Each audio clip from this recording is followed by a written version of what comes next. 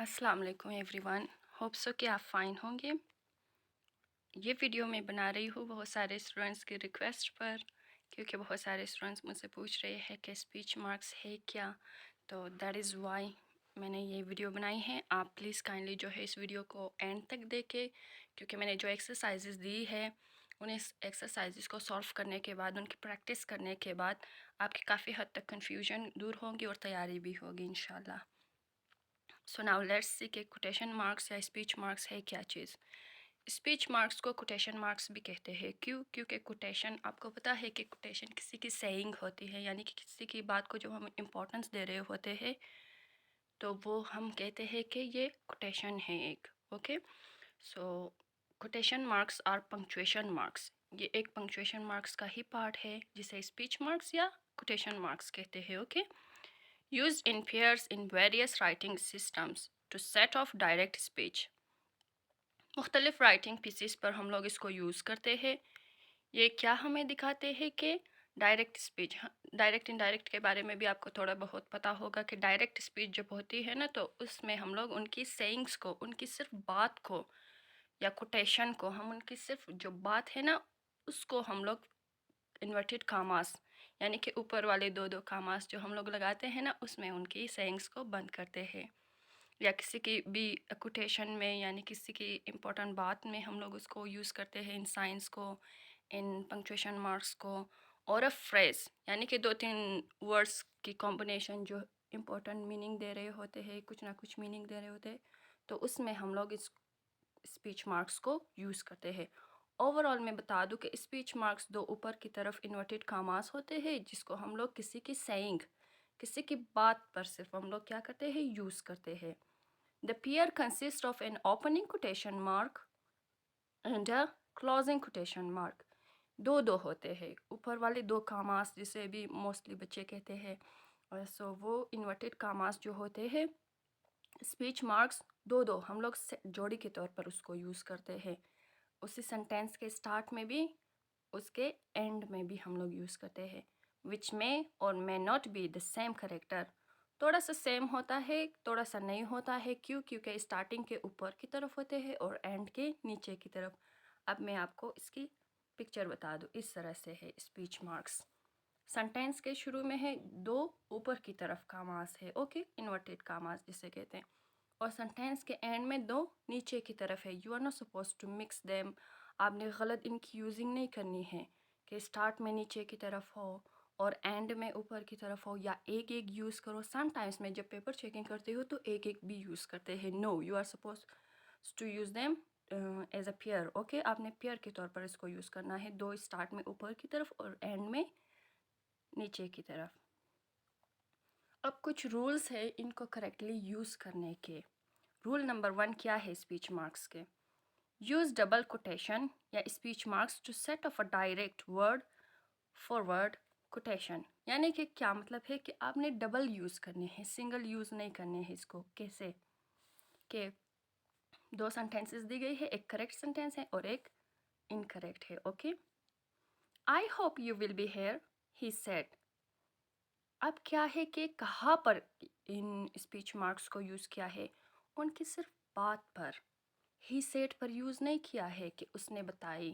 Okay, उसने बता दिया था, या उनकी सिर्फ जो बात है ना, उस स्पीच को हम लोग स्पीच मार्क्स में यूज़ करते हैं। स्पीच मार्क्स सिर्फ उसकी स्पीच, उसके सेंटेंस पर यूज़ करते हैं। आप दूसरा सेंटेंस जो है इनकरेक्ट है। He said that he hoped I would be there, यानी कि ये इनडायरेक्ट सेंटेंस है। ओके, यानी इसमें आप लोग यूज़ नहीं कर सकते हो। सिर्फ वही ऊपर वाले डायरेक्ट स्पीच में जब आप उसकी बात को चेंज करते हो कि उसने ये बात कहा, उसकी डायरेक्ट सेंटेंस कि मैं यहाँ पर पहुँचूँगी, जब आप उसको चेंज करते हो कि उसने कहा था कि वो यहाँ पर पहुँचेगा, देन हम लोग इसको इस तरह से यूज़ नहीं करते हो। ओके, यानी कि सिर्फ डायरेक्ट स्पीच। ऑनवर्ड्स फ्यूचर में आपको डायरेक्ट इनडायरेक्ट के बता दूँगी, तब आप इसकी यूजेज जो है करेक्टली करोगे। ओके, सो सिंपल सी बात इस सेंटेंस में से यही है कि हम लोग किसी की बात को, उसके सेइंग को, उसके स्पीच को सिर्फ स्पीच मार्क्स में बंद करते हैं। Rule number 2, always capitalize the first word in a complete quotation, even mid sentence, अगर सेंटेंस के दरमियान में भी वो बात आ गई है तब भी आप उस सेंटेंस के पहले लेटर को कैपिटल करोगे। तो मैं आपके लिए एक हिंट बता दूं, अगर पेपर में सेंटेंस के दरमियान में वो है और पहला लेटर उसका कैपिटल है तब आप खुद ही अंदाज़ा लगा लोगे कि यहाँ से मैंने स्टार्ट करना है। Okay, this is a type of hint. But अब एग्जांपल दी गई है, Lemar said the case is far from over and we will win. अब उनकी दोनों जो उसने बात बताई है ना, कंप्लीट सेंटेंस, एक ही सेंटेंस है। ओके, ये इस एक ही सेंटेंस को उन्होंने बंद किया है स्पीच मार्क्स में, एंड वी विल विन, ये भी उन्हीं की बात है। अगर ये आपकी अपनी बात होती या किसी और की तब आप उसको नहीं बंद करते। ओके, दोनों एक ही सेंटेंस है, एक ही बंदा बात कर रहा है, सो दैट इज़ वाई आप इसको यूज़ करते हो। अच्छा, साथ साथ ये भी बता दूँ कि आपने जो फर्स्ट सेंटेंस है लेमार सेड उसमें यूज़ नहीं करना है। अब देखो the cases, first letter the का क्या है, कैपिटल है, तो आप अंदाज़ा लगा सकते हो कि अच्छा यहाँ से स्टार्ट होगा, केस से स्टार्ट नहीं होगा। Okay, this is also a type of hint. अब रूल नंबर 3 है, use commas to introduce or interrupt direct quotations of dialogue or text. आप क्या करते हो, उसकी बात को अलग करने के लिए भी कामास यूज़ करते हो सकता है कि सेंटेंसेस में कामास दी गई हो सकता है नहीं दी गई हो, उसके मार्क्स आपको मिले।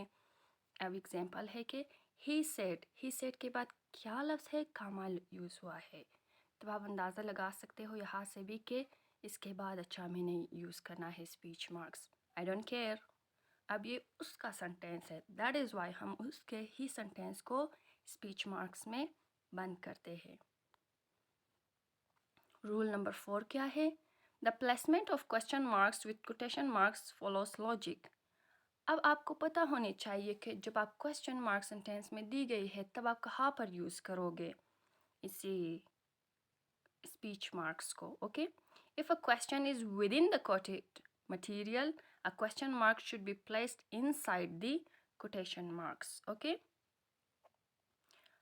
अगर क्वेश्चन है, उस बात में आपसे क्वेश्चन पूछी गई है, तब आप क्या करोगे, a question mark should be placed inside the quotation marks, उसी कोटेशन मार्क्स के इनसाइड में यूज़ होगा।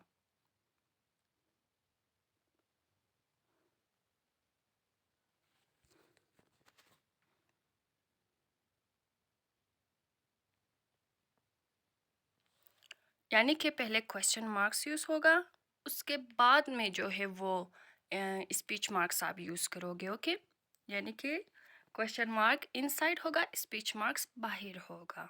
सेम इज़ द केस के रूल नंबर 5 में भी पीरियड्स जिसे फुल स्टॉप कहते हैं and commas always go inside quotation marks.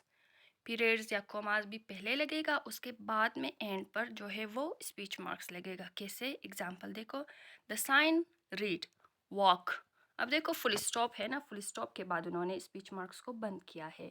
Then it said don't walk, comma है, कामा पहले आया है, उसके बाद जो है वो स्पीच मार्क्स यूज हुआ है। देन वॉक, फिर कामा, कामा के बाद स्पीच मार्क्स को बंद किया है, ऑल विद इन 30 सेकेंड्स।